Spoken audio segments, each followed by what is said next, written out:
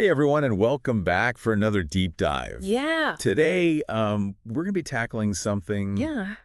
pretty major. Yeah. It's all about you. You. Yeah, it's all about you, the listener, Okay. and helping you unlock your Ikigai.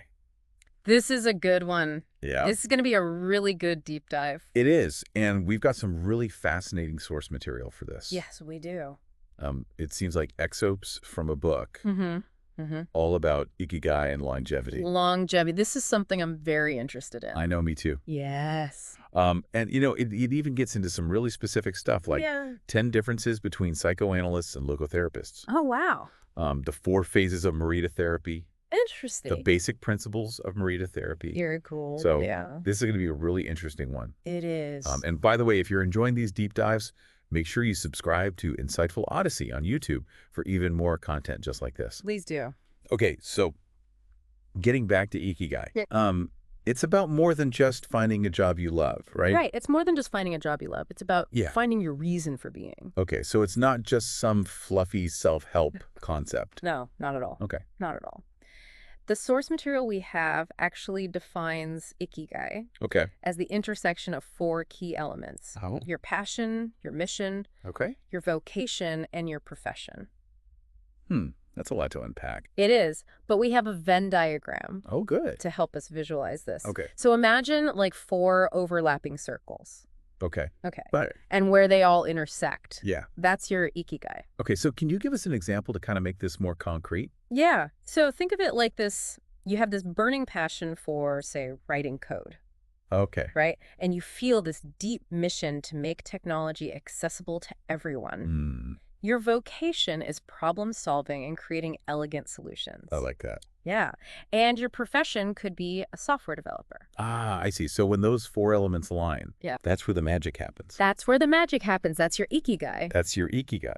It's where you feel truly fulfilled because what you do aligns perfectly with who you are and what you believe in. But realistically, a lot of people probably haven't figured all that out yet, right? Absolutely. I mean, I know I've definitely felt lost at times, wondering what my true purpose is. Of course. Yeah. Yeah, and that's where the wisdom of Okinawa comes in. Okinawa. Yeah. Okay. This source material actually draws a lot of insights from the Okinawan people, Right. known for their remarkable longevity and overall well-being. Okinawa. The island with all those centenarians. Yes. I remember reading a quote from one of them in this source. It said, "Eat and sleep and you'll live a long time. You have to learn to relax." Wow. It's so simple. It's so simple. Yeah, it's so profound. I know, and in our fast-paced world, we often forget the importance of slowing down and prioritizing our well-being. Right.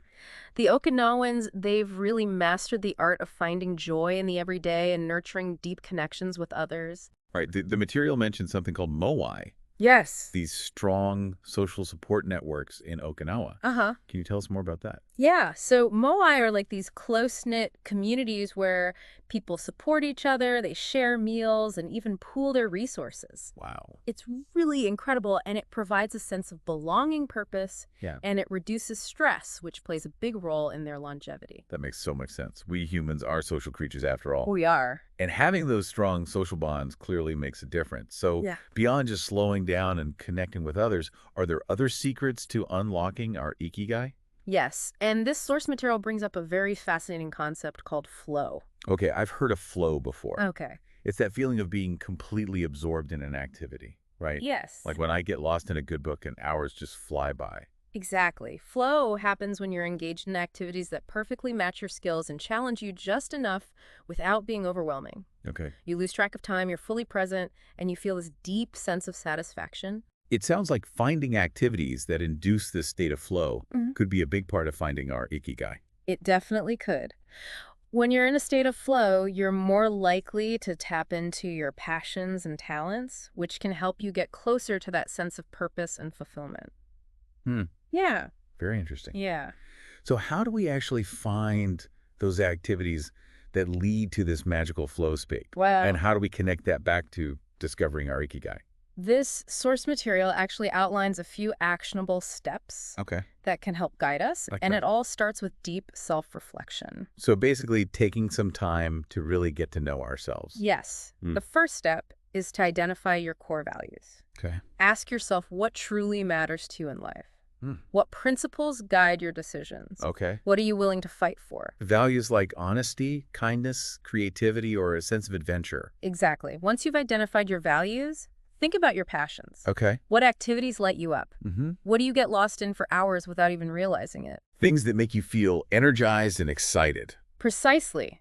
Now shift your focus to your skills and talents. Okay. What are you naturally good at? Mm. What comes easily to you? Yeah. It could be anything from writing to playing music to organizing events. This is where we have to be brutally honest with ourselves, right? Absolutely. No more downplaying our strengths or focusing on our weaknesses. Recognizing your talents is crucial. Yeah. It's not about being arrogant. It's about acknowledging your strengths so you can use them to your full potential.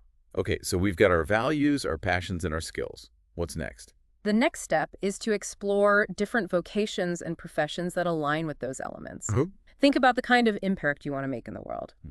What problems do you want to solve? What kind of legacy do you want to leave behind? So this goes beyond just finding a dream job, right? Yes. It's about finding a path that feels meaningful and purposeful. Yes. It could be anything from starting your own business to working for a nonprofit to simply volunteering in your community. The key is to find something that resonates with your values, fuels your passion, and utilizes your skills. Okay, I'm starting to see how all these pieces fit together. Yeah. But honestly, it can still feel a little overwhelming. Where do we even begin to put this all into practice? The best way to start is by experimenting. Okay. Don't be afraid to try new things, Okay. even if they seem a little scary or outside your comfort zone. So take that pottery class, join that hiking group, volunteer at that animal shelter, whatever sparks your interest. Exactly. Each experience, even if it's not a perfect fit, Yeah. will teach you something about yourself and help you refine your understanding of what truly brings you joy and a sense of purpose. Speaking of joy and purpose, can we circle back to those Okinawan centenarians for a moment? Of course, what comes to mind? Well, this material mentions something called the management secrets of the Yanbaru jungle, Oh, yes. which honestly sounds a little mysterious and exciting. It does, doesn't it? Yeah. It refers to the specific lifestyle practices of the people living in the Yanbaru region of Okinawa, Okay. an area known for its lush forests and, as you mentioned, its high concentration of centenarians. So what can we learn from the people of Yanbaru? Wow. What are their secrets to a long and fulfilling life? Diet plays a huge role. Okay. The Okinawan diet is primarily plant-based, Okay. emphasizing vegetables, fruits, whole grains, and soy products. They also practice mindful eating, savoring each bite, and paying attention to their body's hunger cues. That makes sense. It's not just about what they eat, but how they eat it. Yes. It's about being present and enjoying the experience of nourishing their bodies. Exactly. Another key element is regular physical activity, but it's not about grueling workouts. Right. They incorporate movement naturally into their daily lives, like gardening, walking, and traditional dance. So they're staying active in ways that are enjoyable and sustainable rather than forcing themselves to do something they hate. Precisely. And of course, we can't forget the importance of those strong social connections, the moai we talked about earlier. Yeah. These close-knit communities provide a sense of belonging, shared purpose, and mutual support, which all contribute to a sense of well-being and reduced stress. It's amazing how they've woven these healthy habits and meaningful connections into the fabric of their lives. It really is, and underpinning it all is that sense of ikigai, Yeah. a reason to get up each morning, a purpose that gives their lives meaning. It seems like they've cracked the code for not just living longer, but living better. It's truly inspiring. It is, and while their lifestyle might seem a world away from our own, there's still so many valuable lessons we can take from the Okinawan people. Absolutely. It's about finding those universal truths that transcend culture and time. Yes. It's about slowing down, connecting with others, moving our bodies in ways we enjoy, nourishing ourselves with wholesome food, and finding that sense of purpose that makes life feel meaningful. You summed it up beautifully. It's about making choices day by day that align with our values, our passions, and ultimately our ikigai. So as we wrap up our deep dive into Ikigai, Yeah. is there like a single takeaway that you'd want our listeners to walk away with? I think the main thing to remember is that it's not about finding some grand predefined purpose. Okay. Ikigai is a journey, not a destination. Right. It's about continuous self-discovery, exploring your passions, and aligning your actions with what truly matters to you. It's about those small daily choices that add up over time and kind of shape the course of our lives. Precisely. And remember that quote from the Okinawan centenarian. Oh, yeah.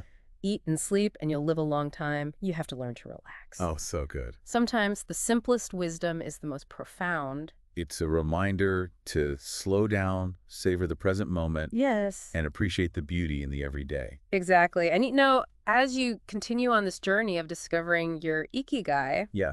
there's one final thought from the source material that Uh-huh. I found particularly intriguing. Oh, do tell. It's from the section on resilience and zabi-sabi, Okay. which is a Japanese concept that embraces imperfection and transience. I love that, finding beauty in the cracks and the wrinkles, so to speak. Yes, the source material asks, how can embracing imperfection and finding beauty in the simple things enhance your journey towards Ikigai?